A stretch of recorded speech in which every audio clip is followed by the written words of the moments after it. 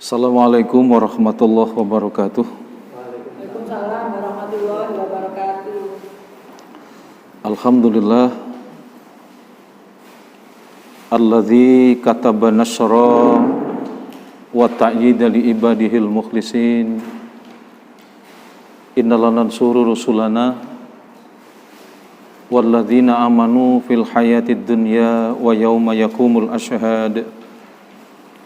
Asyhadu an la ilaha illallah wahdahu la syarikalah wa asyhadu anna Muhammadan abduhu wa rasuluh. Allahumma shalli wa sallim wa barik ala Muhammad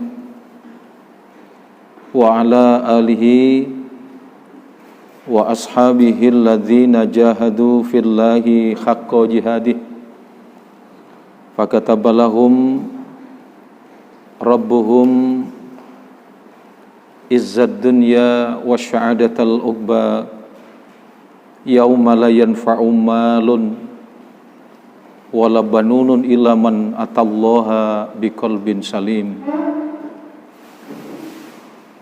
Alhamdulillah, puji syukur marilah kita panjatkan kehadirat Allah Subhanahu wa taala pada kesempatan waktu duha yang berbahagia ini.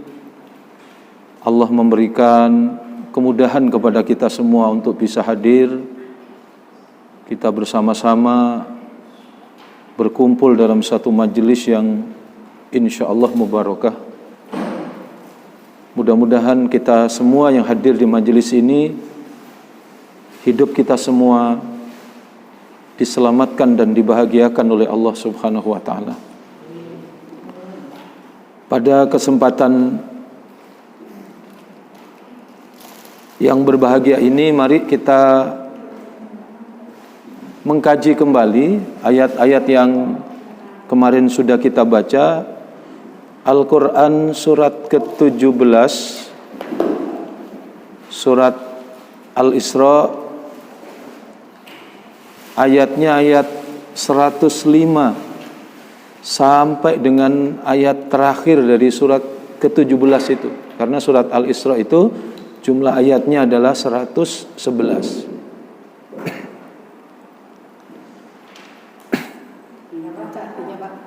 Dibaca bisa, Bu? Surat Al-Isra ayat 105 sampai dengan ayat 111. Dan kami turunkan Al-Quran itu dengan sebenarnya, dan Al-Quran itu turun dengan membawa kebenaran. Dan kami mengutus engkau Muhammad hanya sebagai pembawa berita gembira dan pemberi peringatan. Dan Al-Quran kami turunkan berangsur-angsur agar engkau Muhammad membacakannya kepada manusia perlahan-lahan, dan kami menurunkannya secara bertahap. Katakanlah Muhammad, berimanlah kamu kepadanya, Al-Quran, atau tidak usah beriman, sama saja bagi Allah. Sesungguhnya orang yang telah diberi pengetahuan sebelumnya, apabila Al-Quran dibacakan kepada mereka, mereka menyungkurkan wajah bersujud. Dan mereka berkata, Maha suci Tuhan kami, sungguh janji Tuhan kami pasti dipenuhi. Dan mereka menyungkurkan wajahnya sambil menangis, dan mereka bertambah kusuk. Katakanlah Muhammad, serulah Allah atau serulah Ar-Rahman. Dengan nama yang mana saja kamu dapat menyeru, karena dia mempunyai nama-nama yang terbaik, Asma'ul Husna. Dan janganlah engkau mengeraskan suaramu dalam sholat, dan janganlah pula merendahkannya, dan usahakan jalan tengah di antara kedua itu. Dan katakanlah, segala puji bagi Allah yang tidak mempunyai anak dan tidak pula mempunyai sekutu dalam kerajaannya, dan dia tidak memerlukan penolong dari kehinaan, dan agungkanlah dia seagung-agungnya. Shadaqallahul azim. Itu tadi kita dengarkan terjemahan dari Al-Quran yang kita kaji pada kesempatan kali ini. Mulai dari ayat berapa tadi, Bu? 105 sampai dengan ayat 111. Nah, dari ayat ini ketika kita membaca ayat 105, Allah tunjukkan kepada kita tentang apa?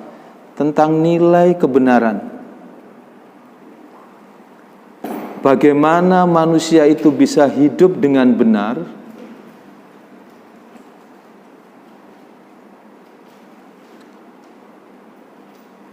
maka di ayat ini Allah jaminkan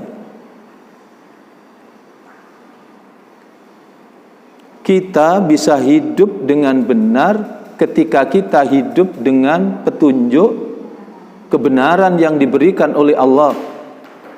Yang di ayat itu Allah tunjukkan wabil haqqi anzalnahu wabil haqqi nazal. Jadi Al-Quran itu turun dengan benar, proses turunnya Al-Quran itu benar. Jadi jelas, apa kalau orang sekarang transparan, ya, asbabun nuzul, asbabul wurud, kapan turunnya, mengapa ayat ini diturunkan, itu jelas. Kemudian yang kedua, apa yang dijaminkan oleh Allah? Isinya benar. Itu kebenaran yang diberikan oleh Allah. Maka sekali lagi ayat 105 ini Allah tunjukkan wabil haqqi anzalnahu wabil haqqi nazal. Kemudian ditegaskan oleh Allah di lanjutan ayat itu wama arsalnaka illa mubasysyirau wa nadhira. Dan tidaklah Allah itu hadirkan Rasulullah, Nabi, Rasul, sejak Nabi Adam sampai di ayat ini, penutup para Nabi dan Rasul yaitu Nabi Muhammad Sallallahu Alaihi Wasallam, tidak ada lain, di situ ada dua hal yang dilakukan. Apa? Pertama, basyiro. Basyiro itu adalah memberikan berita gembira. Hadirnya Rasul itu memberikan berita gembira bagi siapa? Orang-orang yang hidupnya benar. Bagaimana orang yang hidupnya benar itu? Orang yang hidupnya taat, tunduk dan patuh, hidup mengikuti petunjuk yang diberikan oleh Allah. Yang kedua, hadirnya Rasul itu adalah wanadhira, memberi peringatan, menyelamatkan manusia dari keburukan, dari keterpurukan dengan cara apa? Nadhira, memberi peringatan. Maka di tepi pantai sebelum orang itu tenggelam, maka ada rambu-rambu, ada peringatan supaya orang tidak. Ada binatang buas, ya, di kebun binatang, maka supaya orang itu selamat, maka sebelum orang itu terjerumus jatuh ke kandang binatang buas, maka diberi peringatan. Maka hadir Rasulullah, satu apa tadi? Basyirah, memberi berita gembira. Bagi siapa? Orang-orang yang hidupnya benar. Hidup benar itu adalah hidup taat, tunduk dan patuh, mengikuti petunjuk yang diberikan oleh Allah sebagai sumber kebenaran. Nah, yang kedua, memberi peringatan supaya orang itu tetap on the track, supaya orang itu tetap apa ini? Ihdinas siratal mustaqim, berada di garis orbit tetap. Maka perlu nadhira, peringatan, supaya peringatan itu diberikan bagi orang-orang supaya tidak ingkar, tidak durhaka, ya, tidak mendustakan ayat-ayat Allah.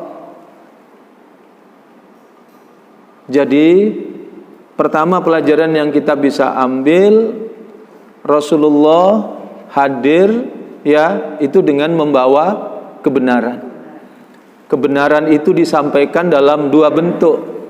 Pertama, dalam apa? Basyirah, berita gembira. Dan yang kedua adalah wa nadhira, peringatan. Sehingga menarik ketika kita renungkan Al-Qur'an itu tazkiyatun nafas. Kalau di sini yayasannya Latifatul Qalbi. Tazkiyatun nafas itu penyucian jiwa, penyucian hati. Ayat-ayat Al-Qur'an itu adalah mempurifikasi, menjernihkan, membersihkan jiwa-jiwa manusia. Semua ayat yang diberikan oleh Allah.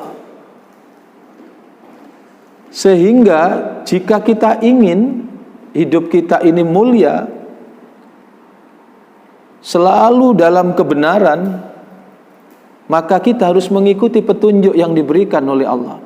Bagaimana kita bisa mengikuti petunjuk yang diberikan oleh Allah? Itu bisa terjadi ketika kita memiliki pemahaman tentang apa kebenaran yang diturunkan oleh Allah.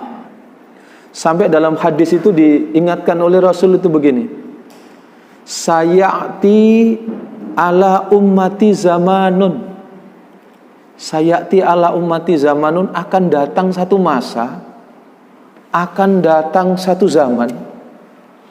Kata Rasulullah, sayati ala ummati zamanun yuksirul qura wa yakhillul fuqaha. Masya Allah. Kalau yang baca satu namanya qori, ya. Yuksirul qura. Kalau yang baca banyak namanya qura. Jadi banyak orang membaca, bacaannya banyak gitu. Tetapi wa yakhillul fuqaha, tetapi dia tidak memiliki pemahaman. Jadi yang dibaca itu hanya sekedar bacaan, nyampainya hanya pada bibir, pada lisan, dan tidak mampu mempengaruhi jiwa, tidak mampu merubah karakter, tidak mampu membentuk kepribadian, karena dia tidak bisa menangkap apa tadi? Kepahaman dari apa yang dia baca. Makanya hati itu ada 4 level. Level yang pertama, ya, apa itu Pak? Kolbun, itu level keberapa? Ini adalah latifatul kolbi, ada kata kolbi. Nah, ketika bicara hati, nah, ya, menarik sekali. Coba kalau kita renungkan, ada pelajaran tentang hati itu di surat ke-100. Surat ke-100 itu surat Al-Adiyat. Coba panjenengan renungkan, wal adiyati dobha fal muriyati qadha fal mughirati subha fa asarna bihi naq'a fa wasatna bihi jam'a innal insana li rabbih lakanud wa innahu ala dzalika lasyahid wa innahu li hubbil khairi lasyadid. Nah, kemudian Allah ingatkan, afala ya'lamu idza bu'sira ma fil kubur wa khussila ma fis sudur. Nah, coba saya rangkum sedikit untuk menjelaskan tadi hati. Surat Al-Adiyat, surat ke-100. Al-Adiyat itu artinya kuda perang, begitu ya. Tapi menariknya ini, jadi Al-Quran itu tampilannya selalu bermacam-macam. Jadi cara mengisahkan itu luar biasa. Kayak orang bikin film begitu, ada yang apa itu, kilas balik, ada yang dimulai dari apa ini, konflik dulu, baru kemudian happy ending. Ada yang macam-macam cerita. Dan di Al-Quran seperti ini, surat ke-100, surat Al-Adiyat itu Allah cerita tentang kuda perang. Wal adiyati dhabha fal muriyati qadha fal mughirati subha fa asarna bihi naq'a fa wasatna bihi jam'a. Nah, ternyata itu pesannya pada innal insana li rabbih lakanud. Allah mau jelaskan manusia ini lakanut. Apa sih lakanut itu? Keterlaluan, kebacut pol gitu loh. Ada polnya, Bu. Wis, itu keterlaluan manusia itu. Tapi menariknya Allah mau mengingatkan kita manusia lewat kisah kuda perang. Wal adiyati dhabha, demi kuda perang yang larinya sangat kencang. Sangat kencang, saking kencangnya itu derap kakinya itu memercikkan api. Kemudian fa'asar nabihi naq'a, debu berterbangan kemana-mana. Fawasat nabihi jam'ah, kemudian kuda itu menyerbu ke kerumunan musuh dengan gagah berani. Ya. Kemudian baru Allah ingatkan, innal insana lirabbih lakanut. Sungguh manusia keterlaluan. Kayaknya kan nggak nyambung. Habis cerita kuda, kok tiba-tiba cerita manusia. Nah, Allah mau nasihati kita. Keterlaluan manusia itu. Lihat kuda perang itu. Kuda perang itu kuda yang sangat setia. Bahkan kuda perang itu kalau ukuran tradisi kita orang modern adalah termasuk barang langka, barang mewah. Itu kalau setiap melintas, semua mata pandangan akan tertuju kepadanya. Kayak ada mobil mewah yang mau melintas gitu loh. Kalau ada yang mobil-mobil biasa kan biasa. Tapi begitu ada mobil mewah yang perhatian kemana akan menoleh ke. Sama dengan itu kuda perang. Dan jumlahnya tidak lebih dari 10. Dan kuda perang yang berlari sangat kencang itu jantan apa betina? Betina.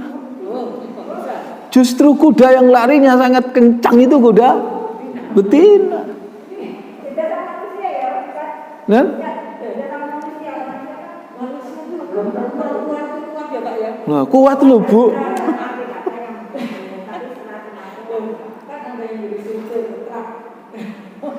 Jadi begitu yang ditunjukkan oleh Allah untuk menunjukkan apa ini? Keistimewaan barang mewah, barang yang menarik perhatian, begitu.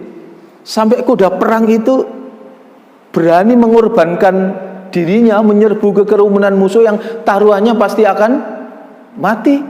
Kenapa kuda perang mau lakukan itu? Jawabannya karena kuda itu sudah dijinakkan, ya, sudah dirawat, sudah diperhatikan sama tuan pemilik kuda. Dikasih makan, dibersihkan, sehingga Allah bertanya, lah saya ini apa kurang dibanding dengan tuan pemilik kuda? Apa yang tidak aku berikan kepada engkau manusia? Aku berikan segalanya. Tapi kenapa ada manusia-manusia yang tidak taat, ada manusia-manusia yang ingkar? Innal insana lirabbihi lakanut. Bahkan keingkarannya itu dia sadari, wa innahu ala dzalika lasyahid. Kenapa begitu? Ada jawabannya di lanjutan ayat itu. Fa innahu li hubbil khairi lasadid. Karena rasa cintanya yang berlebihan kepada dunia.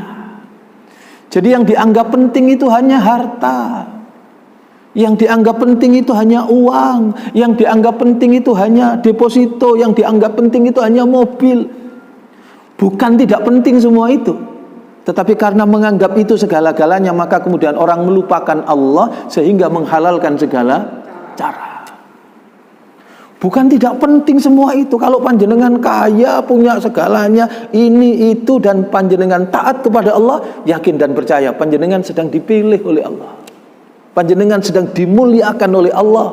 Panjenengan sedang dibahagiakan oleh Allah. Yang bahagianya itu tidak hanya di dunia, tapi dunia sampai akhirat. Yang kemarin kita bicarakan itu, ini masuk rizki apa? A'toina.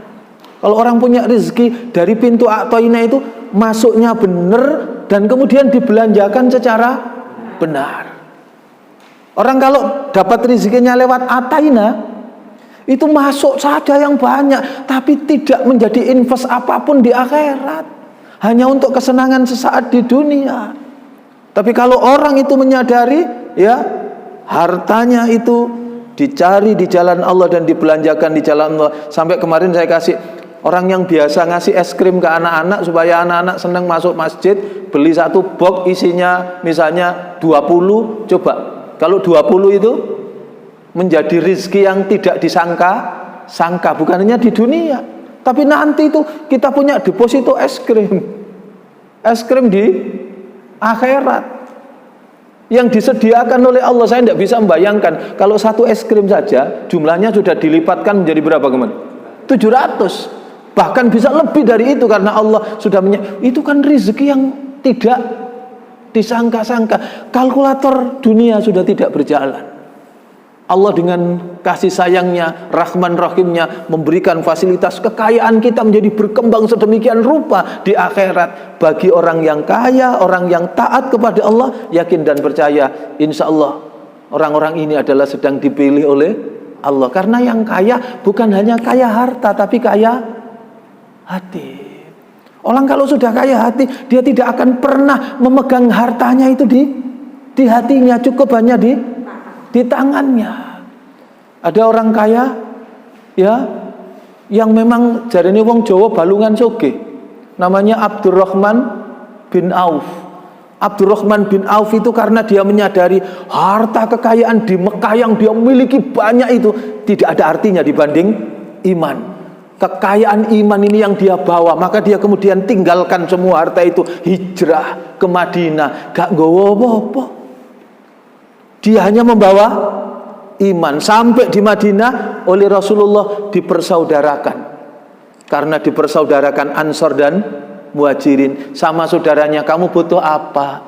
Saya punya uang 6 miliar, 3 miliar untuk saya, 3 miliarnya untuk kamu. Sampai maaf itu, saya punya 4 istri. Loh ya Allah, saking nemeni kekuatan iman. Saya bukan tidak cinta istri saya, tapi saya cinta dengan saudara saya. Kalau engkau menginginkan menyukai istri saya siap ceraikan, saya berikan kepada saudara. Tapi Abdurrahman bin Auf bu sing ditawari, jadi kok langsung gitu. Karena yang ditawari Abdurrahman bin Auf, terima kasih saudaraku dengan semua kebaikanmu, saya tidak membutuhkan semua itu. Saya ingin hanya satu, tunjukkan kepada saya di mana pasar. Loh, dia minta satu, dan memang balungan soge bu. Nek jarene wong sekarang kan dia punya sense of business. Ono wong iku sing nyekel apa ae dadi dhuwit. Ndelok apa ae dadi dhuwit. Godhong waru, godhong gedang kabeh dadi dhuwit. Sense of businessnya luar biasa. Itu Abdurrahman bin Auf. Begitu ditunjukkan pasar, soge. Baiun bisnisnya luar biasa. Tapi dari semua yang diberikan oleh Allah, satu yang Abdurrahman bin Auf, karena dia bukan hanya kaya harta tapi kaya hati. Dia belanjakan hartanya di jalan Allah, yakin dengan janjinya Allah itu. Sampai saking yakinnya bu, apa yang ditunjukkan? Ada kabilah ya, itu ketika terjadi perang mikir, golek aku perang tak tinggal perang, panen kurma ini terlambat, engko bosok. Tapi ada perintah berangkat perang. Lek tak tinggal, kebun-kebun ini akan terlantar. Tapi oleh Abdurrahman bin Auf, apa? Saudara-saudaranya itu disiapkan berangkat, gak popo, kebunmu masih bosok-bosok tak tuku. Kon tak tuku dengan harga yang sama dengan harga ketika engkau panen dalam kondisi segar. Ini bisnis yang apa ini Pak? Siap rugi. Dibeli semua. Harapannya Abdurrahman bin Auf untuk nolong itu semua. Wis gak apa-apa aku sing rugi. Kebun semua ditebas sama Abdurrahman bin Auf. Tapi oleh Allah, janji Allah, min khaisu la yaktasib. Bagi orang yang betul-betul yakin kepada Allah, apa yang terjadi? Loh gitu itu loh Bu, pada saatnya di Yaman itu ada musibah Bu, ada wabah. Dan obatnya tidak ada lain kecuali kurma bosok. Maka kurma-kurma yang sudah ditebas oleh Abdurrahman bin Auf itu kemudian dibeli di Yaman itu dengan harga berapa? 10 kali lipat. Jadi gak tambah melarat, Abdurrahman tambah sugih. Sampai sedemikian rupa. Jadi ini yang ditunjukkan oleh Allah kepada kita. Nah, di ayat tadi surat Al-Adiyat itu banyak manusia itu, kenapa manusia itu keterlaluan? Karena rasa cintanya kepada dunia. Sehingga kalau saya kemarin cerita, kalau di Arab apa bedanya? Allahu Akbar, bersih toko-toko, tinggal semua. Tidak ada yang lebih berharga dibanding rukuk dan sujud kepada Allah. Kalau di sini Bu, kadang-kadang sebaliknya, Allahu Akbar, lu wis adzan begitu. Diseneni Bu sing adzan. Golong dinamo durung mari, begitu. Lebih penting ini semua. Padahal tidak ada, kekayaan itu disediakan oleh Allah bagi orang yang rukuk dan sujud. Rukuk dan sujud kita itu nanti nilai investasinya di akhirat tidak bisa dibandingkan dengan apapun.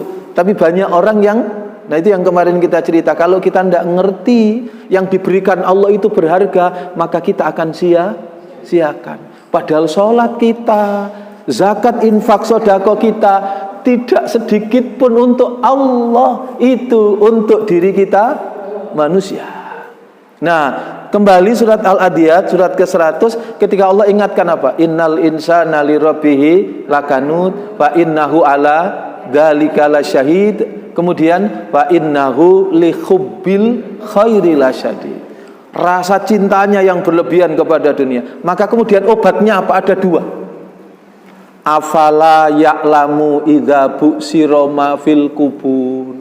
Satu, orang yang paling cerdas itu, orang yang paling selamat itu ketika selalu ingat mati. Jadi kalau orang bekerja ingat mati, bukan lemas, maka dia akan bekerja dengan sabar, dengan ikhlas. Bahwa pekerjaan yang kita lakukan itu bukan hanya sekedar memenuhi kebutuhan, tapi ini adalah bagian kemuliaan, meraih derajat tertinggi kepada Allah, yaitu beribadah kepada Allah. Maka dia tidak mungkin meminta sesuatu yang bukan haknya. Dia tidak mungkin menahan sesuatu yang menjadi milik orang lain. Dia akan mencari harta di jalan Allah dan membelanjakan harta di jalan Allah. Itu kalau ingat mati. Karena harta tidak hanya milik kita di dunia. Maka orang yang cinta harta, maka hartanya akan dibawa ke akhirat dengan cara apa? Dibelanjakan di jalan Allah. Yang kedua, obatnya supaya kita tidak lakanut, supaya kita tidak keterlaluan. Apa yang kedua itu? Setelah afala ya'lamu idza bu'sira ma fil kubur, yang kedua adalah wa khusila ma fis sudur. Ya. Apabila hati itu dibongkar, maka di situ Allah menggunakan kata sudur. Hati itu berlapis-lapis. Kata Imam Al-Ghazali seperti berambang, berkambium-kambium. Lapisan pertama namanya sodrun, lapisan pertama namanya sudur. Maka orang kalau belajar doanya Rabbi srohli sodri.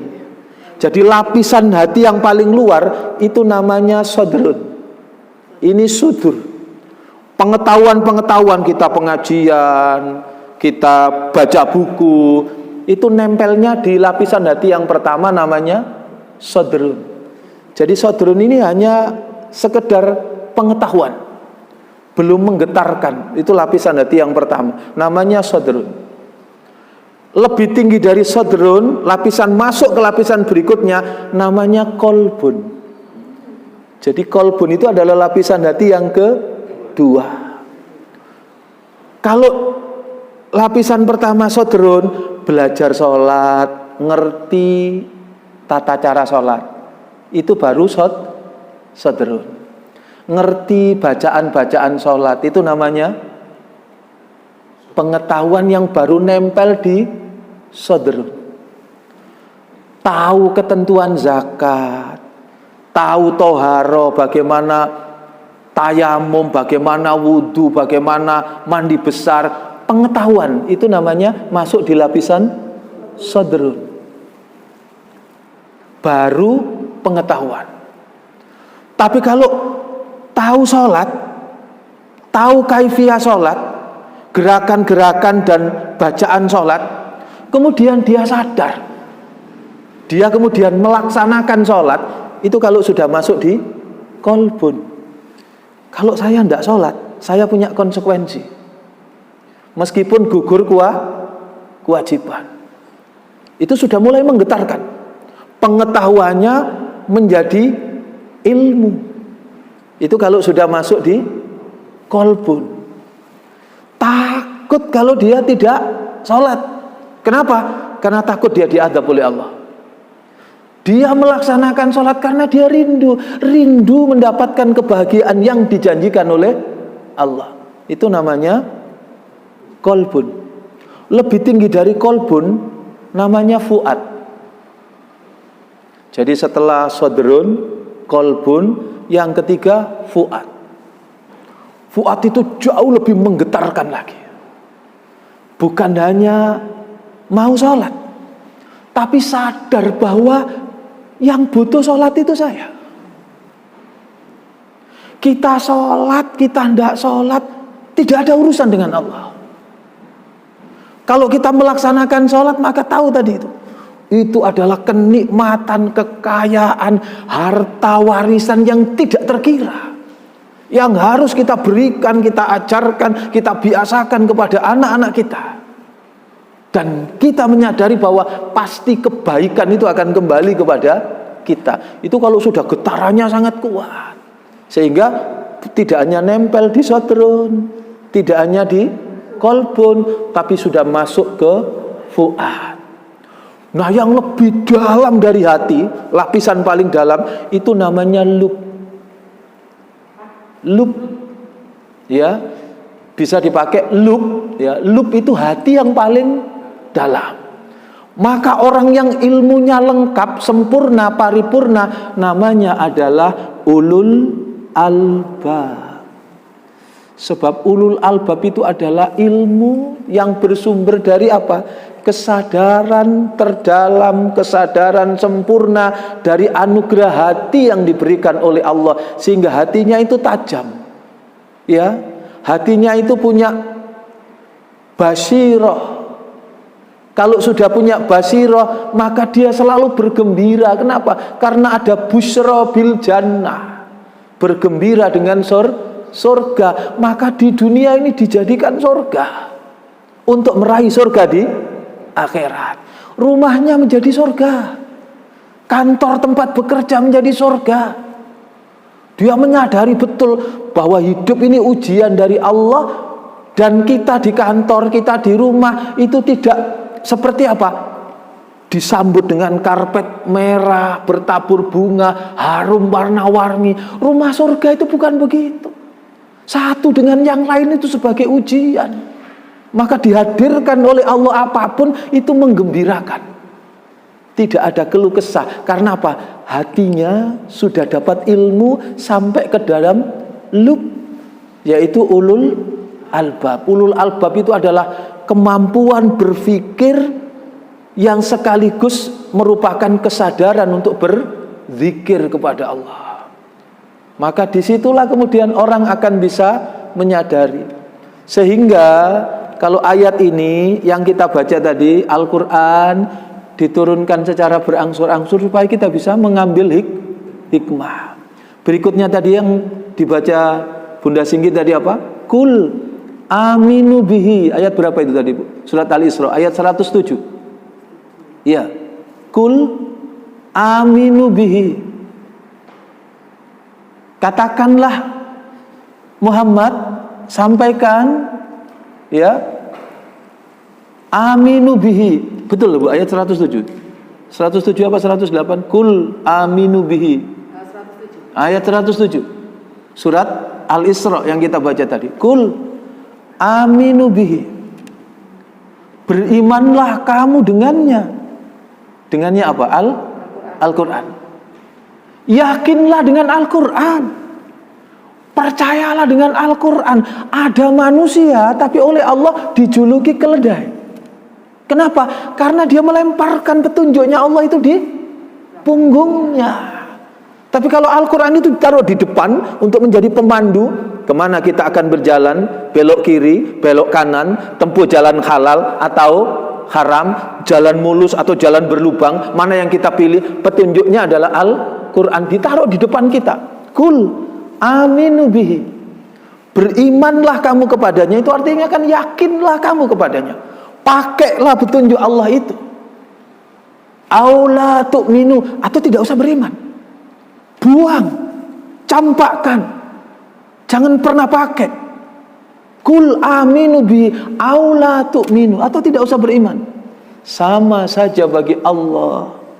Maka di lanjutan ayat itu Allah jelaskan, innalladzina utul ilma, sesungguhnya orang-orang yang diberikan hikmah ilmu oleh Allah. Apa cirinya orang yang berilmu? Nah, di ayat ini jelas Allah tunjukkan, innalladzina utul ilma, sesungguhnya orang-orang yang diberi oleh Allah ilmu itu, idza yutsla alaihim, apabila kepadanya dibacakan Al-Quran, idza yutsla alaihim, apa sikapnya? Yakhiruna lil adqani sujada, mereka akan tunduk, mereka akan patuh, mereka akan sujud. Di situ menggunakan kata sujada. Setidak-tidaknya sujud itu di Al-Quran itu ada 3 makna. Sujud pertama itu ya sholat. Dan sholat itu adalah indikator kebaikan manusia. Jangan pernah bicara kita itu orang baik ketika sholatnya bermasalah. Orang yang baik pasti sholatnya terjaga. Orang yang baik pasti tunduk, dan tunduk yang pertama itu adalah sholat. Oh, itu anak soleh. Apa ciri utamanya? Sholatnya terjaga. Itu ayah yang soleh, ibu yang solihah. Apa yang jadi ukuran pertama? Kualitas sholatnya. Apa sholat kualitasnya yang baik? Ya yang utama dan yang sampingan. Apa yang utama? Sholat wajib. Apa yang sampingan? Sholat sunnah tatawu. Sholat yang menyertai sholat wajib. Itu tidak akan pernah kita tinggalkan dan kita sia-siakan.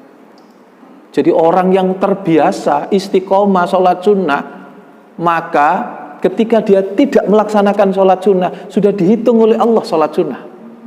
Jadi kalau kita perjalanan, kita mengadakan perjalanan, sudah didiskon oleh Allah, tidak usah sholat sunnah, tapi dihitung oleh Allah tetap mengistiqomahkan sholat sunnah. Kasih sayangnya Allah, bahkan sholatnya yang 4 jadi 2. Kecuali sholat sunnah 2 rakaat sebelum subuh. Sholat sunnah 2 rakaat sebelum subuh itu meskipun kita safar, meskipun kita dalam perjalanan, itu tetap dituntunkan. Bahkan pernah dalam riwayat itu, karena perjalanan yang panjang, melelahkan, tiba-tiba Rasul terbangun kesiangan. Bilal adzan dan Rasul tidak langsung melaksanakan sholat subuh, tapi melaksanakan dulu sholat sunnah 2 rakaat sebelum subuh. Makanya rakaatul fajru khairum minad dunya wa ma fiha. 2 rakaat sholat sunnah sebelum subuh itu lebih mahal, lebih berharga dibanding dunia seisinya. Kita sibuk mencari dunia seisinya itu. Usaha kita ini untungnya bisa sekian miliar, sekian triliun, sekian miliar dan sekian triliun, itu tidak sebanding dengan apa? 2 rakaat sholat sunnah sebelum subuh. Jadi kalau hari ini kita kehilangan 2 rakaat sholat sunnah sebelum subuh, maka sungguh kita jangan mencari orang yang gagal, rugi dan menderita kemana-mana. Telunjuk itu kembali kepada diri kita.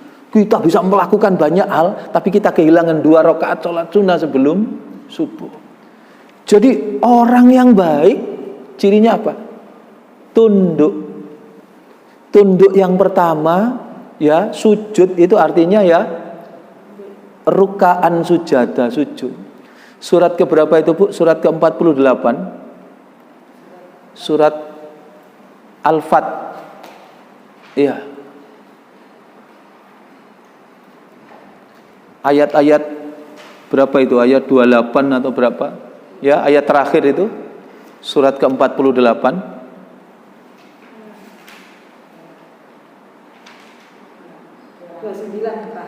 Nah, berarti ayat 28 nggih. Ayat 28 bunyinya bagaimana, Bu?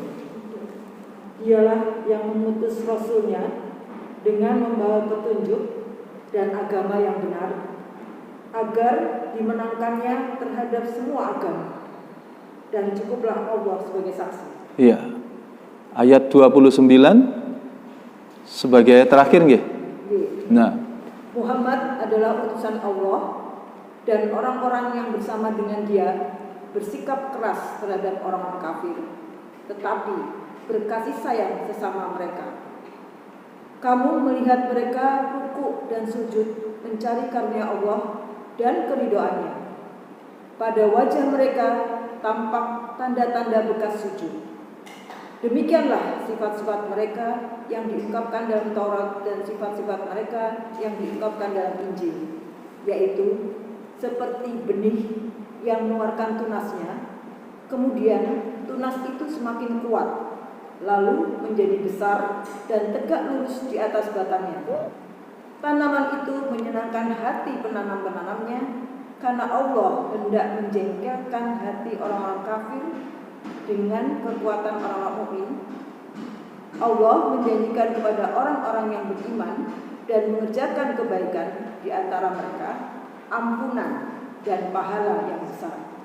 Jadi jelas di ayat ini umatnya Nabi Muhammad itu cirinya apa? Di situ dijelaskan ayat 29 itu Muhammadur Rasulullah. Nggih, betul ya? Nabi Muhammad adalah utusan Allah. Muhammadur Rasulullah walladzina ma'ahu, dan orang-orang yang menjadi pengikut beliau asyidda'u 'alal kuffar, tegas terhadap orang kafir, tegas dengan segala bentuk kekafiran. Ya. Apa sih cirinya kafir sama mukmin yang terasa itu apa? Kalau kafir itu yatamatta'una wa ya'kuluna kama ta'kulul an'am. Enak-enak makan, enak-enak minum, enak-enak tidur, tidak ubahnya seperti binatang. Orang kafir itu, orang yang kufur nikmat Allah itu tidak tahu, tidak peduli. Jangankan orang datang minta tolong, jangankan orang yang perlu kepadanya, kepada orang yang berjasa kepadanya saja dia lupakan. Jangankan ke orang yang berjasa, Allah sekalipun yang memberikan segalanya dia lupakan. Itu orang kafir. Jadi katanya orang Jawa wal gedual bal gedumbal, gede osak bantal-bantal, bah halal bah haram, tidak peduli. Ya, makanya ibaratnya itu ada binatang ternak. Apa ciri binatang ternak itu? Suka makan yang tidak berhenti. Gayemi disediani apa itu? Potongan batang padi itu masih sak pira dikekno terus ya dimakan terus. Nah, tapi kalau orang yang beriman kepada Allah ada rambu-rambunya. Kulu wasrobu, makan dan minumlah, tapi ada ukurannya. Apa ukurannya? Halalan thayyibah, sing halal sing apik. Di situ. Maka di situ apa cirinya umat Nabi Muhammad? Asyidda'u 'alal kufar. Berikutnya apa? Ruhama'u bainahum, berkasih sayang di antara sesama mereka. Li ono wong apa ini? Rajin ibadah, senang.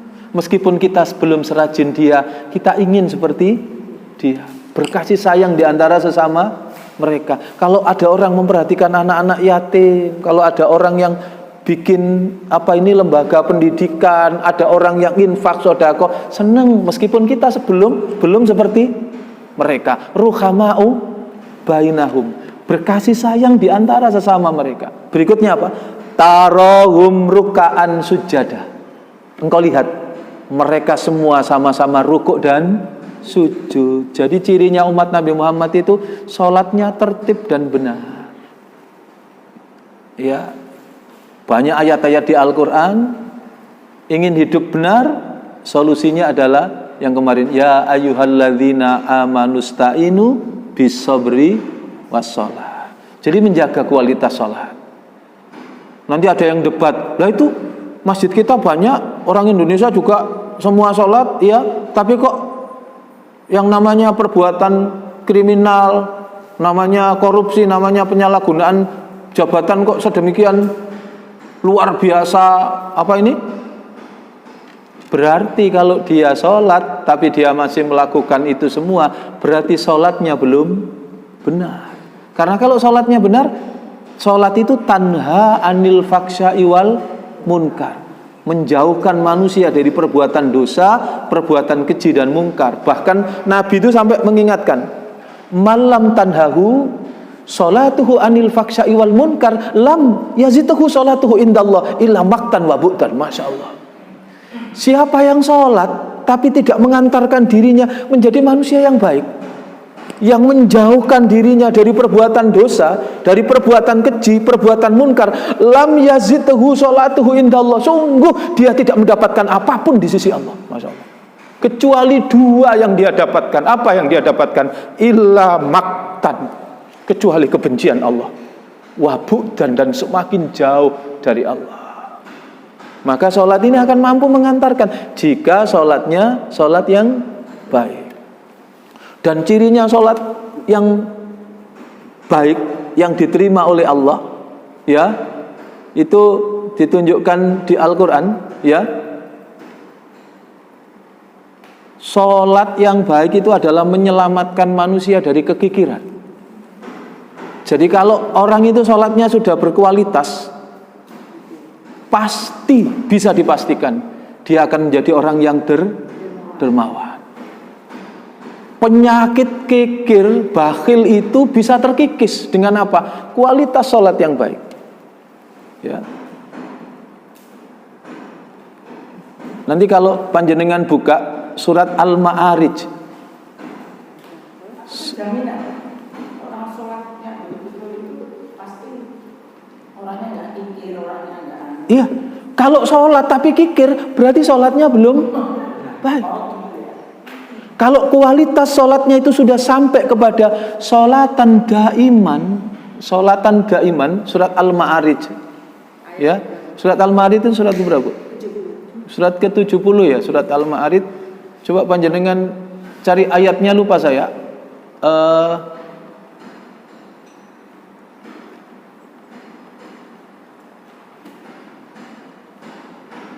Jadi orang yang sholat ya Pak? Ya. Sholatnya benar ya?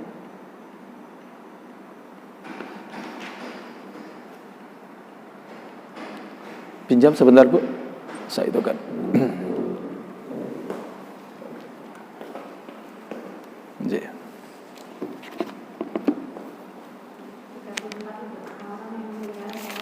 Ya. Ayat berapa Bu? Ayat 34. Bentar.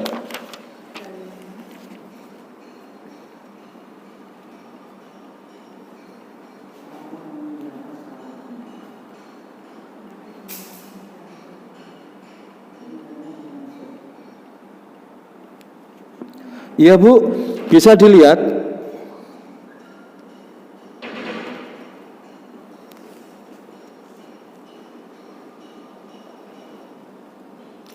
mulai dari ayat 19, nggih. Innal insana khuliqa halu'a idza massahu syarru jazua wa idza massahul khairu manu'a illal musalli. Nah, itu ditunjukkan oleh Allah. Ayat berapa tadi? Mulai dari ayat 19, sungguh manusia itu diciptakan sifatnya suka mengeluh. Apabila dia ditimpa kesusahan, dia berkeluh kesah. Dan apabila mendapat kebaikan atau harta, dia menjadi kikir. Jawaban dari Allah apa?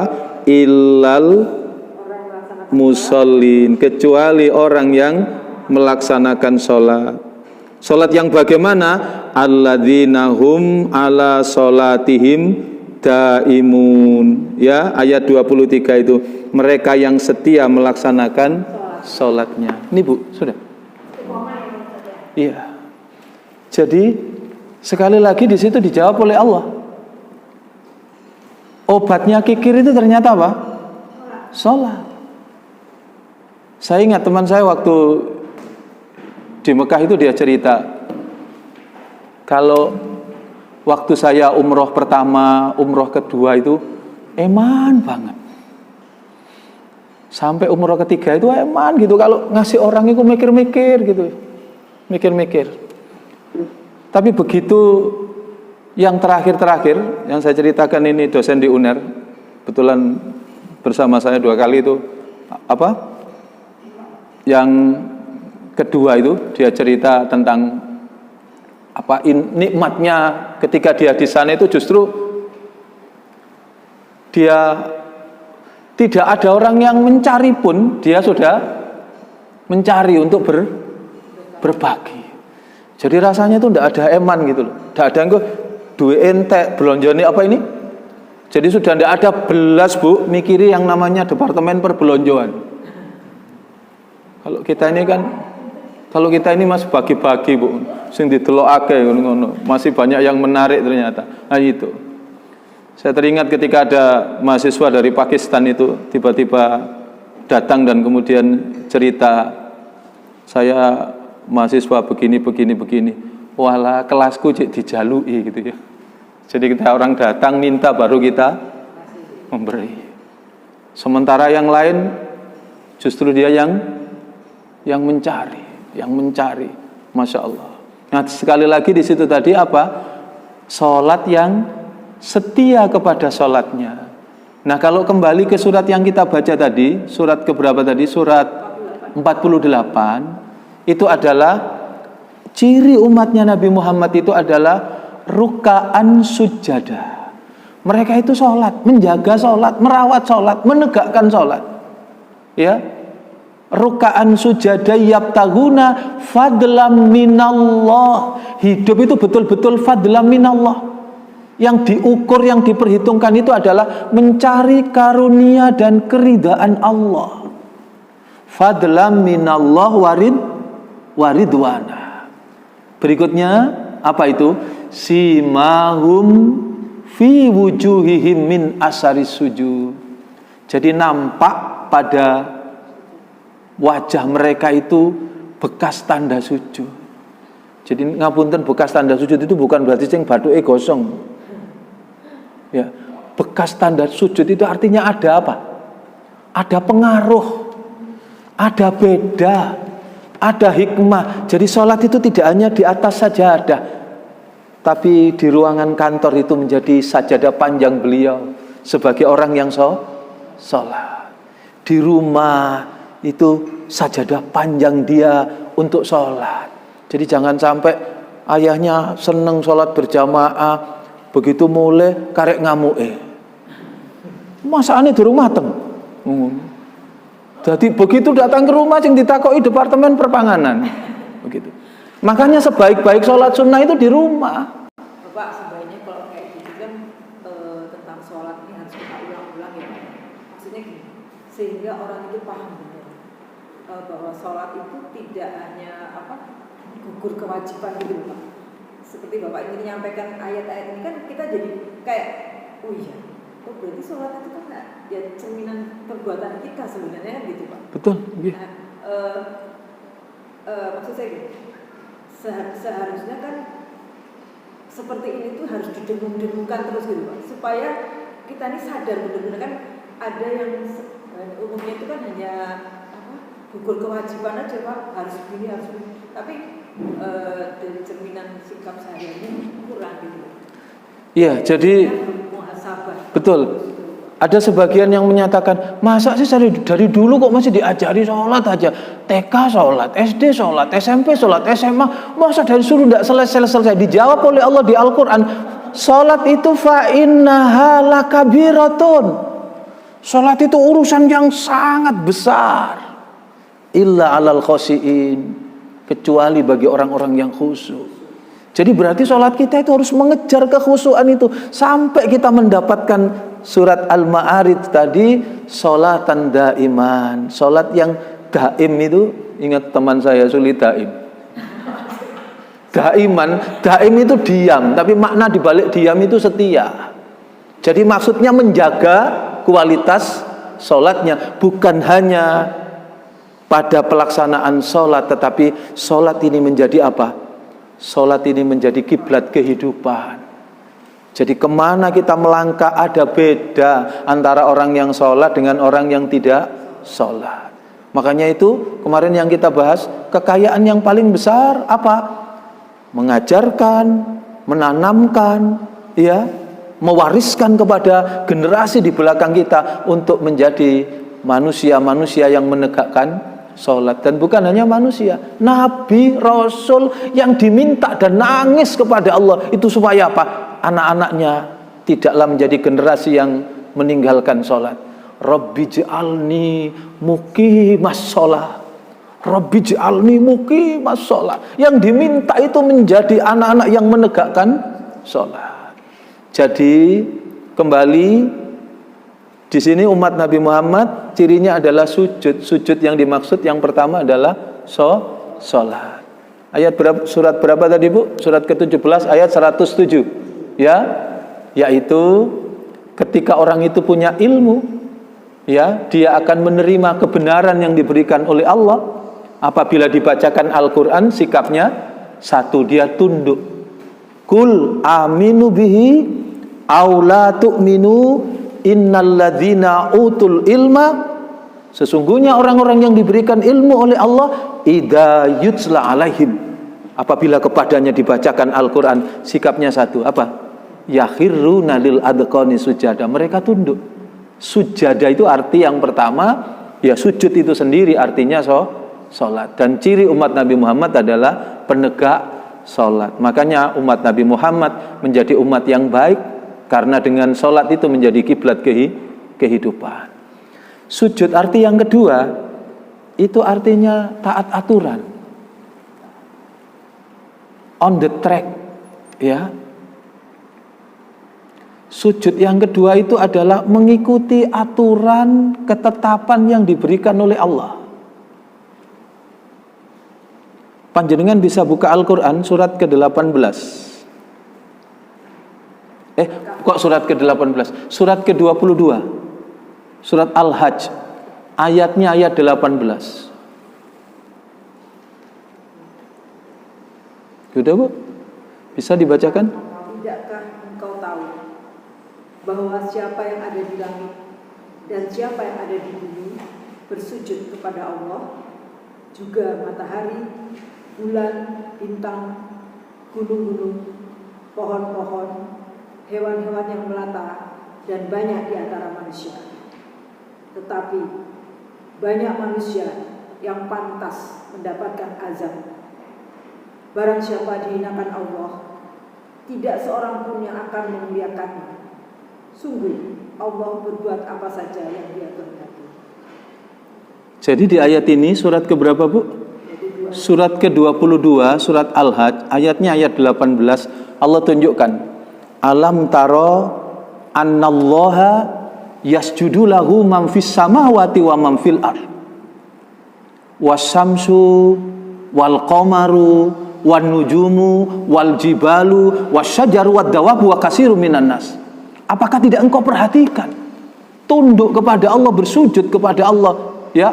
Alam taro annallaha yasjudu lahu man fis samawati wa man fil ard. Apa yang ada di langit, apa yang ada di bumi. Dijelaskan oleh Allah secara terperinci. Matahari, bulan, bintang, gunung, pohon-pohonan, binatang melata. Allah memberi catatan, wa katsirum minan nas, dan sebagian dari manusia. Jadi ternyata semua tunduk mengikuti aturan Allah. Yang tidak tunduk siapa? Sebagian dari manusia. Jadi manusia itu ada yang taat, tunduk dan patuh, sebagiannya lagi ada yang ingkar. Allah kasih contoh, matahari tunduk, bulan tunduk, bintang tunduk, pohon-pohonan tunduk, binatang melata tunduk. Dijelaskan oleh Allah, apa yang ada di langit, apa yang ada di bumi, semuanya taat mengikuti ketetapan, ketentuan yang sudah diberlakukan oleh Allah. Tapi di situ Allah catatkan, kecuali manusia. Ada sebagian manusia dan sebagiannya yang lain tidak mau taat kepada Allah. Coba Bu, masa kita dengar ada bulan itu cemburu sama matahari? Enak aja, kamu mesti pagi-pagi seger, terbit aku mesti malam-malam. Gantian mulai besok tanggal 1 September saya yang terbit pagi, tidak ada. Ya. Dan mataharinya juga tidak pernah malas Bu. Mosok terbit pagi terus nanti saya mulai tanggal berapa saya terbit 8:30 kan enggak? Gitu. Coba tapi kalau manusia, ada enggak manusia yang terbit sholat subuhnya 6:30? Ada. Bahkan lebih dari jam 7. Ono sing gak blas, ngono yo ki iso guyang-guyu kan begitu. Itu yang disebutkan wa katsirum minan nas, dan sebagian manusia. Jadi sebagiannya yang lain taat kepada Allah dan sebagiannya yang lain yang ingkar kepada Allah. Karena itu dalam kajian ini saya ingin menyampaikan, berarti orang yang berbahagia itu apa? Orang yang dimuliakan oleh Allah itu apa? Orang yang mengerti petunjuknya Allah dan hidup dengan petunjuknya Allah. Kebenaran yang diberikan oleh Allah mampu membersihkan jiwanya. Hatinya bersih, hatinya mendapatkan siraman ilmu, mendapatkan cahaya dari Allah. Dia bisa memetik hikmah, karena Allah itu tahu apa yang kita butuhkan, apa yang kita rindukan. Ayat-ayat Al-Quran, semua ayat-ayat Al-Quran itu adalah tazkiyatun nafas, menyucikan jiwa manusia. Jadi tugas dari Rasul itu adalah mengantarkan manusia itu supaya kembali kepada asal kejadiannya, fitrah. Ya, kalau huwaladzi ba'asa, surat Jum'ah itu Bu, surat Jum'ah itu surat ke-62, ya.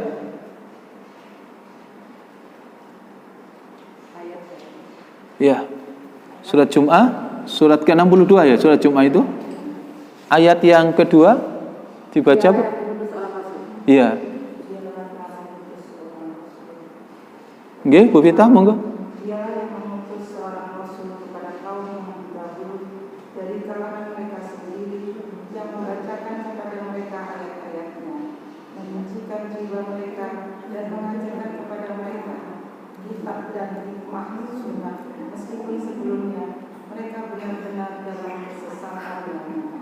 Coba, apa tugas Rasul? Jelas diperinci sesuai dengan yang tadi. Walladzi ba'asa fil ummiyina rasulam minhum yatslu alaihim ayatihi. Rasul itu diutus untuk menyampaikan, membacakan ayat-ayat Allah. Yang kedua apa? Wa yuzakkihim, yang dengan ayat-ayat Allah itu mensucikan, membersihkan jiwa manusia. Wa yu'allimuhumul kitaba wal hikmah, dan mengajarkan kitab apa? Hikmah itu apa? Mengajarkan sunnah Nabi, memberikan contoh. Jadi bukan cek kosong. Maka di ayat yang lain kan, kul in kuntum tuhibbunallah fattabi'uni, katakan Muhammad, jika kalian benar-benar cinta kepada Allah, fattabi'uni, ikuti aku. Aku siapa? Rasulullah.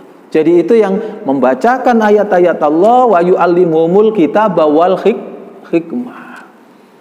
Jadi disinilah yang ditunjukkan oleh Allah. Karena itu mudah-mudahan umur kita ini barokah. Mudah-mudahan Allah memberikan hikmah, ya. Harta kita tidak ada yang sia-sia.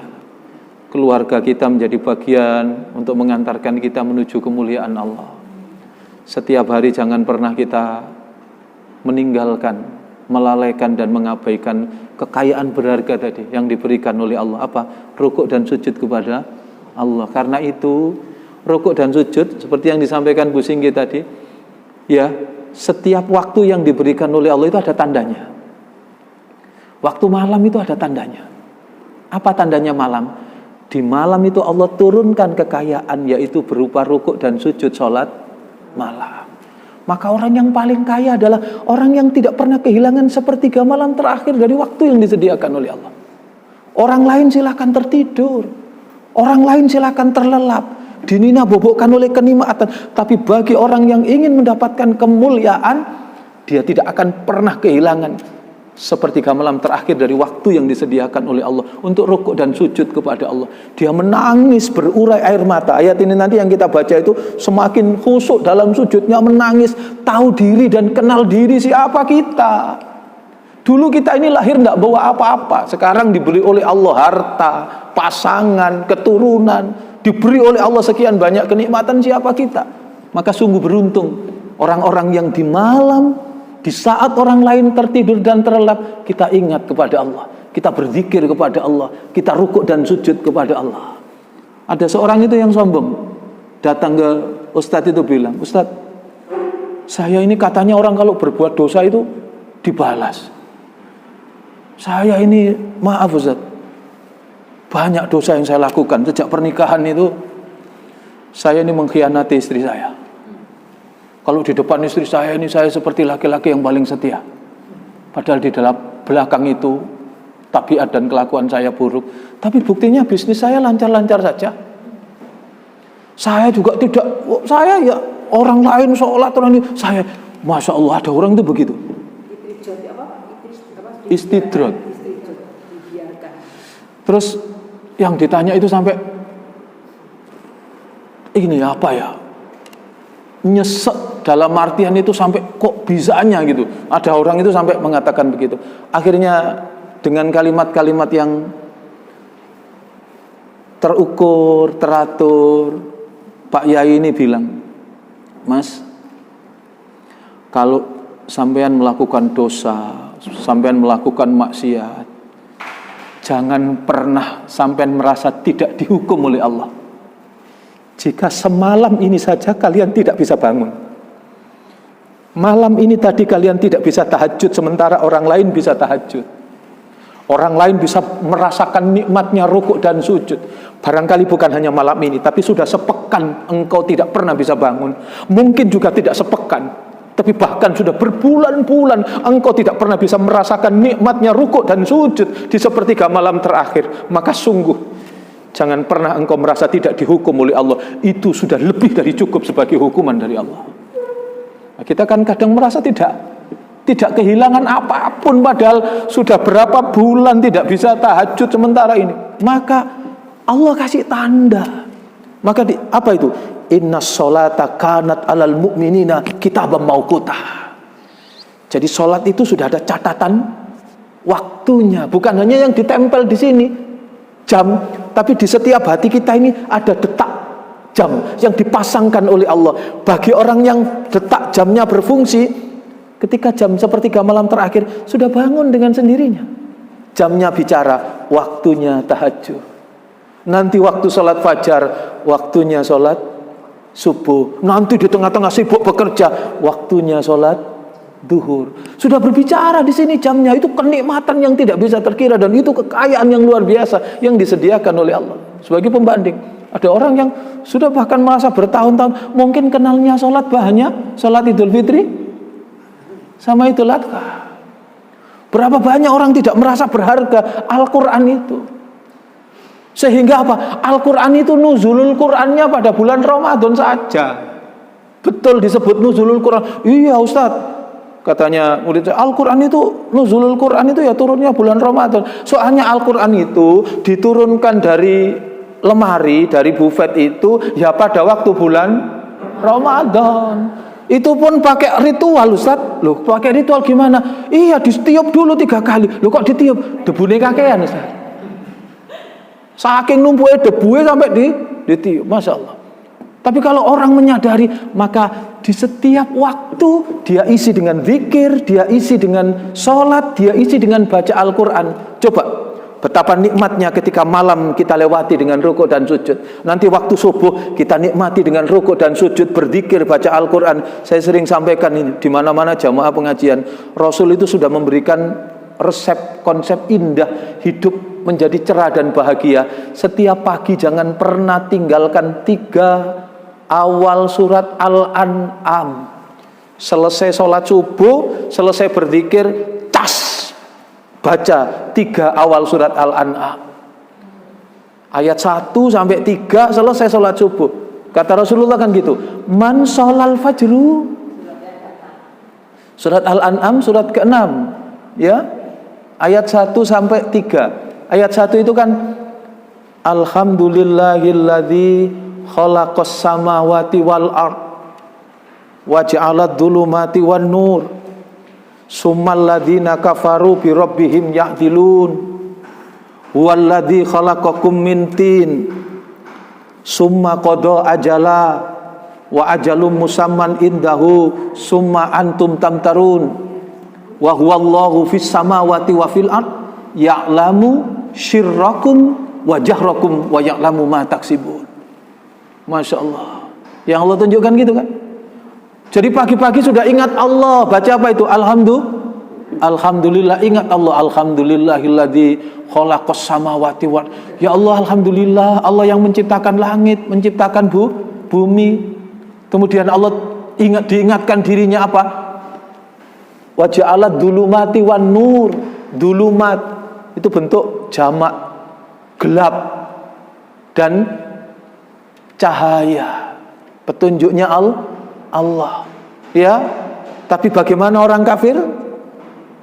Dia abai terhadap apa yang diberikan oleh Allah. Ayat berikutnya, waladzi khalaqa, dia yang menciptakan kamu mintin dari tanah, summa qada ajala, kemudian ditetapkan ajal oleh Allah, wa ajalum musamma, dan ajal lagi di sisi Allah, bahwa hidup ini tidak hanya di dunia.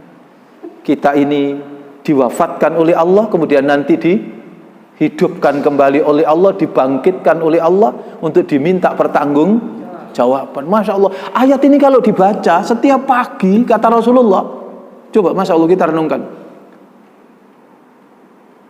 Ketika ayat ini dibaca di hadis itu apa? Wa qara'a salasa fi awwalihi suratil Al-An'am. Selesai sholat subuh, duduk di tempat sholat, dia baca surat Al-An'am, 3 ayat surat Al-An'am. Kata Rasulullah, wa halallahu sab'ina malakan. Aku Allah akan turunkan untuk kalian 70 malaikat. Masya Allah. Allah akan mengutus kepada orang yang baca 3 awal surat Al-An'am, selesai sholat subuh, berzikir. Allah yang janji 70 malaikat diturunkan oleh Allah. Untuk apa? Yusabbihunallah. Malaikat itu akan bertasbih kepada Allah. Bu, yang bertasbih ini malaikat. Bukan 1, bukan 2, 70. Untuk apa? Yusabbihunallah. Malaikat itu bertasbih kepada Allah. Yang kedua apa? Wa yastaghfiruna, dan memohonkan ampun. Bu, yang memohonkan ampun siapa? Malaikat, Bu. Padahal malaikat itu tidak pernah dosa, tidak pernah salah, tidak punya keinginan kecuali dia mengikuti perintah Allah. Padahal orang yang beristighfar, maka dosanya diampuni oleh Allah. Orang yang beristighfar dijamin keselamatannya oleh Allah. Orang yang bertasbih dicintai oleh Allah. Sampai di hadis itu kan, kalimatani khafifatani 'alal lisani, sakilatani fil mizani, habibatani ilar rahman, subhanallah wa bihamdihi subhanallahil azim. Yuk coba, 2 kalimat yang ringan diucapkan di bibir, gampang, ringan, mudah, tidak pakai modal bekal, cukup diucapkan di bibir. Apa yang diyakini ini, kita mensucikan Allah. Apa? Di situ ada jaminan yang luar biasa. Kalimatani khafifatani 'alal lisani, sakilatani fil mizani, habibatani ilar rahman. Berat itu nanti timbangan kebaikan di sisi Allah. Jadi yang kita ucapkan itu dihitung amal kebaikan yang timbangannya sangat berat, kebaikan di sisi Allah. Tidak cukup itu, habibatani ilar rahman. Masya Allah, Bu. Dijadikan, nih bahasanya orang-orang awam, orang yang istiqomah, selesai sholat subuh baca Quran itu nanti akan dijadikan walinya Allah, nanti akan dijadikan kekasihnya Allah, orang yang dicintai oleh Allah. Apa sih walinya Allah, kekasihnya Allah itu? Orang yang dicintai oleh Allah itu apa? Kan begitu, habibatani ilar rahman. Masya Allah. Jadi tasbih itu luar biasa. Lah ini yang bertasbih siapa? Malaikat. Karena itu luar biasa. Setiap waktu diisi dengan ini kekayaan berharga. Duhur, rukuk sujud, baca Al-Quran. Asar, rukuk sujud, zikir, baca Al-Quran. Karena ini kekayaan, meskipun 1-2 ayat. Kita punya hanya kita wajib punya schedule. Dalam sehari ini kapan kita baca ayat Al-Quran? Di sepertiga malam terakhir setelah sholat, setelah selesai sholat subuh, atau menunggu waktu subuh, sehabis maghrib, dan jangan pernah diberikan waktu sisa-sisa. Carikan waktu yang utama. Kenapa kita mengagendakan ini menjadi yang utama, sedangkan kekayaan besar yang diberikan oleh Allah, jangankan sebongkah batu permata yang harganya miliaran, tidak sebanding dengan Al-Quran. Maka carikan waktu yang utama. Apa kata Nabi? Khairukum man ta'allamal Qur'ana wa 'allama. Orang yang baik, sebaik-baik di antara kalian itu satu, orang yang mau belajar Al-Quran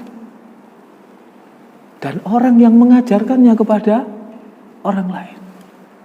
Khairukum man ta'allamal Qur'an wa 'allama. Jadi mana kebaikan mana yang kita cari?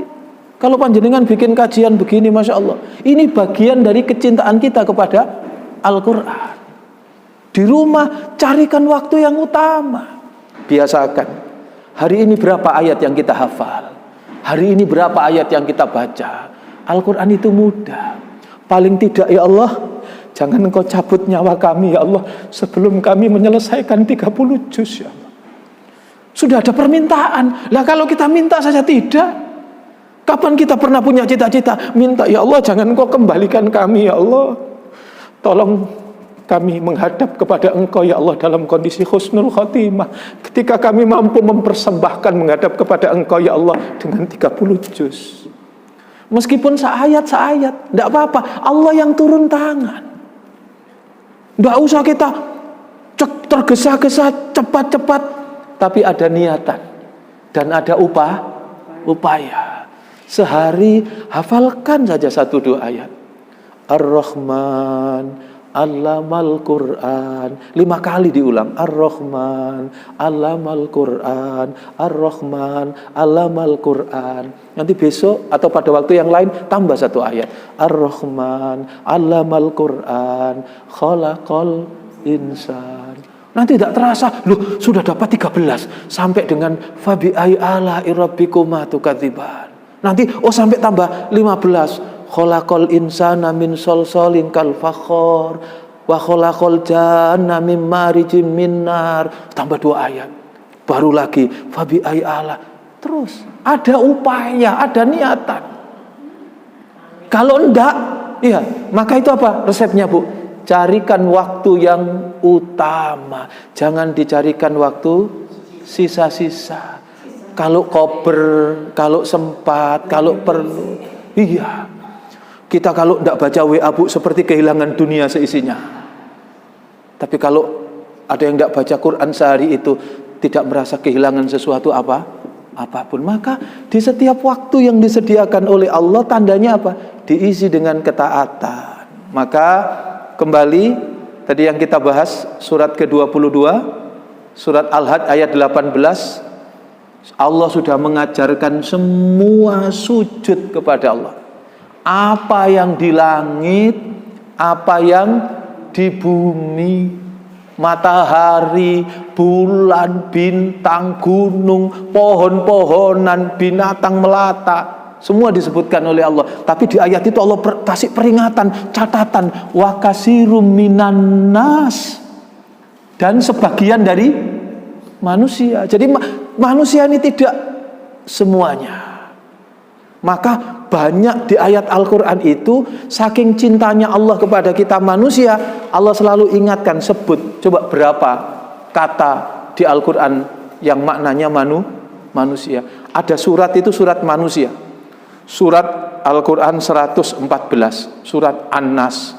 An-Nas itu artinya manusia. Tapi yang dijelaskan di penghujung Al-Quran surat An-Nas itu bukan manusianya, tapi tingkah pola dari manusia. Surat ke-76 itu surat manusia lagi, surat Al-Insan. Nah, di surat Al-Insan itu Allah ingatkan asal kejadian kita manusia. Ya. Di situ Allah menyatakan di surat Al-Insan surat ke-76, ya. Surat ke-76 surat Al-Insan, ya, hal ata alal insani khinum minadz-dzahri lam yakun syai'am madhkura. Inna khalaqnal insana min nutfati amsaj nabtalihi faj'alnahu sami'an basira. Inna hadainahu sabila imma syakira wa imma kafura. Jadi di situ ada manusia itu. Coba ayat pertama itu apa, Bu? Yang ditanya Allah. Bukankah telah datang satu masa dari waktu yang ketika itu siapa kita? Kita ini belum bisa disebut sebagai manusia. Mungkin kita masih di kacang hijau. Iya, Bu. Kacang hijau ditanam Pak Tani, ya, terus tumbuh, berbunga, berbuah, diproses sampai kemudian sampai di dapur ibu kita, dimasak sama ibu kita jadi bubur kacang hijau, dimakanlah sama kita. Saripati makanan itu yang kemudian menjadi sel telur, menjadi sperma, ketemu di rahim ibu kita, jadilah kita. Bukankah telah datang satu masa yang ketika itu kita belum bisa disebut apa-apa? Kalau ditarik 500 tahun yang lalu kita di mana? 400 tahun kita di mana? Kita belum bisa disebut apa-apa. Kemudian dengan kasih sayang Allah kita diciptakan sebagai manusia. Ternyata di ayat itu apa yang diingatkan oleh Allah? Imma syakira wa imma kafura. Ada yang bersyukur, ada yang kufur. Itulah manusia. Karena itu di ayat tadi surat ke-22 ayat 18 maka diberi garis penting oleh Allah. Wa kasirum minan nas. Apa wa kasirum minan nas? Sebagian manusia. Ada sebagian manusia yang taat, tunduk dan patuh kepada Allah, dan sebagiannya yang lain yang ingkar, yang durhaka kepada Allah. Nah, ini yang bisa kita kaji, kita sampaikan. Mungkin untuk menambah pendalaman kita, buka di Quran surat keberapa itu? Surat ke-91. Karena dari tadi kita bicara tentang bagaimana kemuliaan hidup manusia, siapa yang benar, yang sukses, yang beruntung, yaitu orang yang membersihkan jiwanya. Yang membersihkan jiwanya itu adalah orang yang mau menerima petunjuk dari Allah dan hidup dengan penuh ketaatan kepada Allah. Surat ke-91 surat apa itu, Bu? Surat Asy-Syams. Coba ayat 1, wasyamsi waduhaha wal qamari idza talaha wan nahari idza jallaha wal laili idza yaghshaha was samai wama banaha wal ardi wama tohaha wan nafsi wama sawaha. Coba, Bu, sampai situ saja. Panjenengan simak ayatnya itu. Apa yang aneh? Mulai ayat 1 sampai dengan wan nafsi wama sawaha. Wan nafsi itu ayat keberapa, Bu? Ayat ke-7. Coba panjenengan pisani. Ada yang beda enggak? Dari ayat 1, 2, 3, 4, 5, 6 sampai ke-7. Mana bedanya? Pada ayat yang ke-7. Bedanya apa? Bedanya ayat 1 itu pakai alif lam. Ya. Ya, lihat itu, dilihat itu apa? Ayat surat Asy-Syams itu kan wasyamsi waduhaha. Yang kedua wal qamari wa ya kan? Ya. Tapi begitu sampai kepada ayat yang ke-7 wan nafsi wama sawaha. Ada alif lamnya? Tidak ada. Artinya pesannya itu di situ. Pesan sentralnya di Allah itu ayat pertama. Kenapa Allah berbicara tentang asams, mata, wasamsi, demi matahari. Jadi manusia yang beruntung itu manusia yang seperti matahari, yang mampu memberikan cahayanya. Coba Allah kasih kenikmatan, sudah lihat wasamsi waduha, demi matahari pada waktu duha. Matahari pada waktu duha sudah mulai kelihatan, sudah bisa dirasakan kemanfaatannya. Bagaimana kalau Allah tidak menganugerahkan kenikmatan berupa matahari? Tentu tidak ada kehidupan. Tumbuhan tidak akan pernah bisa tumbuh, binatang tidak pernah bisa hidup, termasuk kita manusia. Allah anugerahkan kenikmatan untuk menopang kehidupan manusia itu dengan Allah anugerahkan nikmat itu untuk hidup kita matahari. Wasamsi waduhaha, demi matahari pada waktu duha. Yang kedua apa? Wal qamari idza talaha, dan demi bulan apabila talah. Talah itu maknanya ada dua. Tala yatlu tilawah. Tala itu artinya tilawah, artinya membaca. Tapi tala yatlu tilwan. Tilwan itu artinya mengikuti. Jadi matahari itu ketika diikuti oleh yang gelap, maka yang gelap itu pun bisa memberikan cahaya. Paham Bu? Jadi kemanfaatan manusia itu ketika hatinya bersih, hatinya bercahaya, maka orang yang gelap sekalipun, maaf ya, kita ini kalau ada orang tukang mabuk-mabuk, tukang berbuat jahat, kemudian kita ini baik, kita ini berakhlak, kita ini santun, kita memberikan, minimal kan ada rasa sungkan. Begitu kita datang saja, ketika dia punya topik, misalnya sekelompok ibu-ibu cerita sing elek-elek, begitu ada teman perempuannya yang baik, yang biasanya sabar, telaten, sama teman-temannya yang begitu itu memberi ruang dengan penuh kasih sayang, tidak pernah jahati mereka, tidak pernah mendiskreditkan, mencaci maki, sampai niku berbuat elek wis tuwek misalnya, tidak pernah, tapi dia yang baik-baik, maka begitu dia lewat kira-kira apa? Yang lewat diajak ngobrol topik pertama atau topiknya yang berubah? Pasti topiknya berubah. Ini namanya bulan yang mengikuti. Jadi setelah wasamsi waduhaha wal qamari idza talaha, berikutnya apa? Wan nahari idza jallaha, dan demi siang apabila jalla. Jalla itu tajalli. Tajalli itu maknanya itu loh Bu, kemanten anyar itu loh. Apa ini? Pak, yang di pelaminan itu? Mempelai itu ya. Sudah cantik, kemudian dipercantik. Jadi ditampakkan kecantikannya secara sempurna. Itu namanya tajalli. Jadi setelah wasamsi waduhaha wal qamari idza talaha wan nahari idza jalla. Jadi kalau siang hari itu matahari itu sempurna. Tajalli. Jadi makna tajalli itu apa? Pembandingnya itu tajalli itu adalah sama dengan ini. Ada banyak kosakata di bahasa Arab itu yang kemudian seringkali kita salah pahami. Contohnya misalnya ad-dunya mata. Dunia ini mata. Dunia itu perhiasan. Dan wa khairu mataiha almar'atus solihah. Dunia ini adalah perhiasan, dan sebaik-baik perhiasan adalah wanita yang solihah. Jadi perhiasan mahal-mahal ya.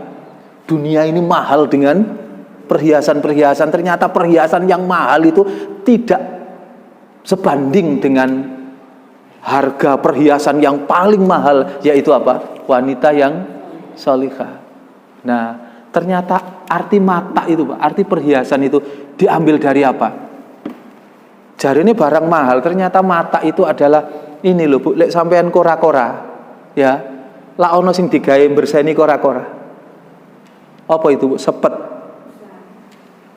Sepet itu loh mata, itu perhiasan. Loh jari ini larang, gitu. Artinya bahwa ini barang ini penting, berharga.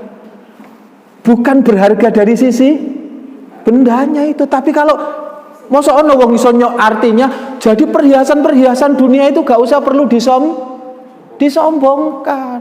Jadi masa ono wong terus sombong karo, wih sepetku apik iki. Misalnya begitu ada. Wong sepet itu hanya untuk membersihkan.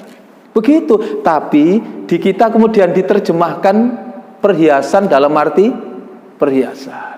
Nah, sama dengan itu tadi, apa ini? Jilbab. Jilbab itu jalabah.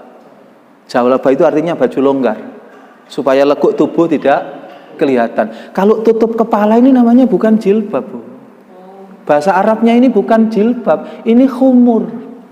Kalau dalam bahasa kita kerudung. Jadi yang nutupi kepala kita masih sak gede sak apa, itu khumur. Bukan hijab, bukan jilbab. Kalau jilbab itu baju longgar, itu jilbab. Tapi nek di kita kan jilbab bergeser menjadi tutup kepala. Makanya maaf, ada adik-adik mahasiswa kita itu pakai celana ketat, kaos ketat, full press body, tapi kemudian dikai iku jarine saya kan sudah jilbaban Pak gitu. Saya sampai punya pengalaman dulu. Ada mahasiswa itu ketika diajar itu gini, mulai besok pakai jaket alma mater saja ya. Nggak enak Ustaz, nggak enak gini. Kenapa sih ngono? Apa nyeplosnya itu gak wani Bu saya.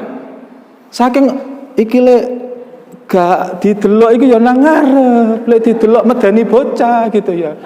Karena dia pakai ini kan, tapi pakaiannya gak pantas kan begitu. Sementara perkuliahannya di masjid kan begitu. Jadi kan agak repot. Akhirnya, loh, Bu, saya akhirnya terus cerita tentang jilbab itu. Jadi jilbab itu bukan tutup kepala, itu khumur. Kalau yang jilbab itu adalah yang menutup aurat. Nah gitu. Karena apa yang terjaga itu? Mungkin satu dari bahan itu kalau bisa ya bukan yang tipis, bukan yang nah kalaupun misalnya bahan kaos berarti ya apa ini khumurnya yang agak besaran begitu. Nah ini nanti saya ingat ini anak apa ini temannya Bu Vita dulu katanya, loh nak, katanya Pak Tomo, kalau latihan band jangan pakai baju gini. Gak boleh Pak, disuruh mama saya, nanti ndak seksi. Loh bingung saya. Lah kok sing ngongkon mama, lak medeni bocah begitu.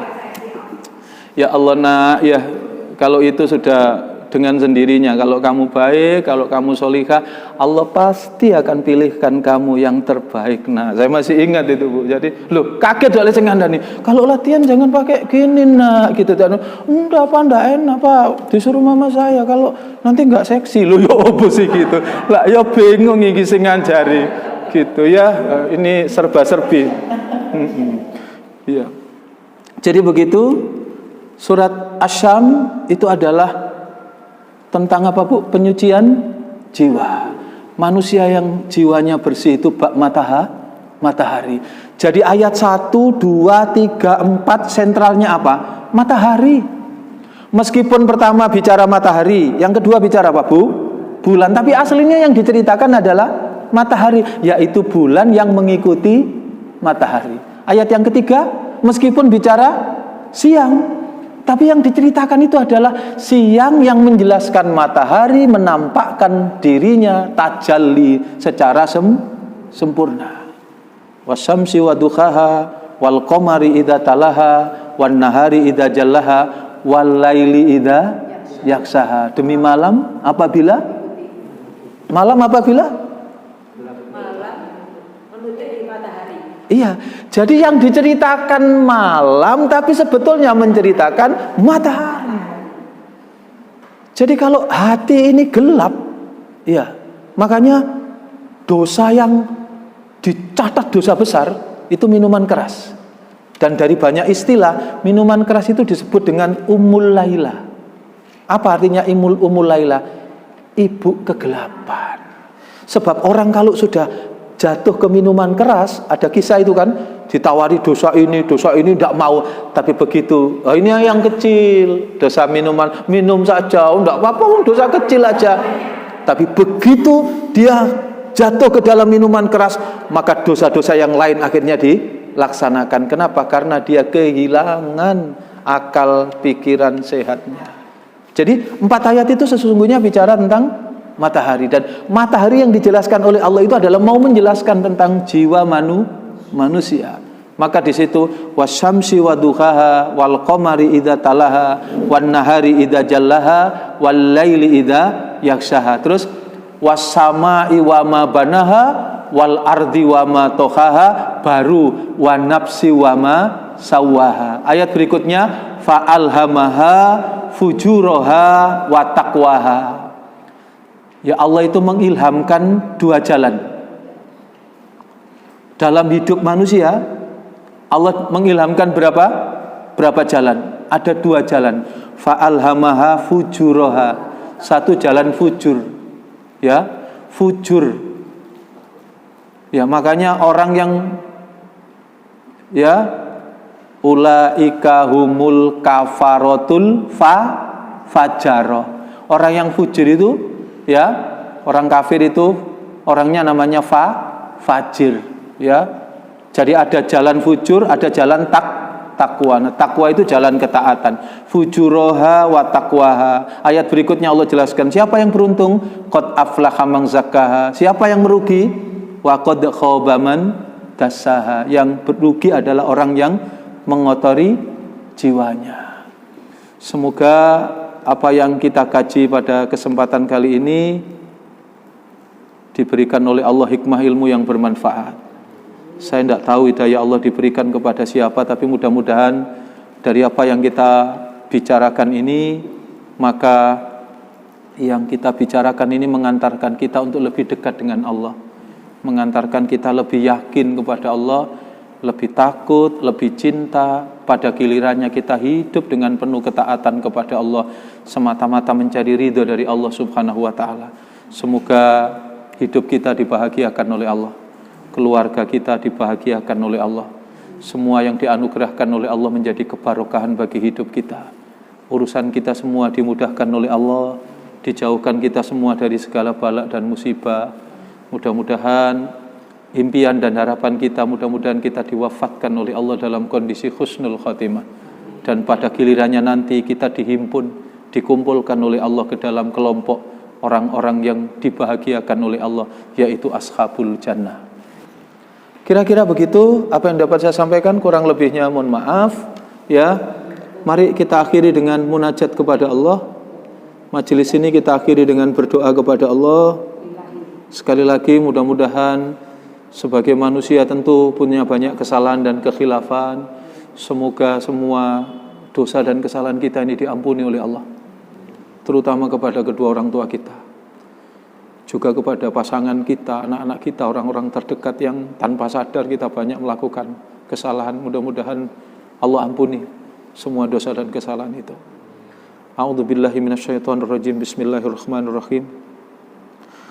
Allahumma anta rabbi la ilaha illa anta khalaqtani wa ana abduka wa ana ala ahdika wa wa'dika mastata'tu a'udzubika min syarri ma sana'tu abu'u laka bi ni'matika alayya wa abu'u bi dambi waghfirli fa innahu la yaghfiru dzunuba illa anta ya hayyu ya qayyum bi rahmatika astaghis aslih li sa'ni kullahu wa la taqilni ila nafsi tarfata aini rabbana hab lana min azwajina wa dzurriyyatina wa qurrata a'yun waj'alna lil muttaqina imama. Allahumma ya Allah ya Qawiyyu ya Aziz, dengan rahman dan rahimmu ya Allah kami berkumpul di majelis yang mubarakah ini. Limpahkan taufik dan hidayahmu ya Allah. Ampuni segala dosa-dosa kami. Ampuni kami ya Allah jika ada perbuatan yang ternyata Engkau hitung sebagai perbuatan anak yang durhaka kepada kedua orang tua. Kami takut dan mohon perlindungan kepada Engkau ya Allah, dari ilmu yang tidak bermanfaat, dari umur yang tidak barokah, dari harta yang tidak barokah, dari kekuasaan yang tidak menolong, dari keluarga yang tidak sakinah, dari anak-anak yang tidak soleh dan solehah. Kami pun takut dan mohon perlindungan kepada Engkau ya Allah, dari setiap doa demi doa yang kami panjatkan yang ternyata tidak lagi Engkau dengarkan. Rabbana atina fid dunya hasanah wa fil akhirati hasanah wa qina adzabannar walhamdulillahi rabbil alamin. Kurang lebihnya mohon maaf. Billahi taufik wal hidayah. Assalamualaikum warahmatullahi wabarakatuh.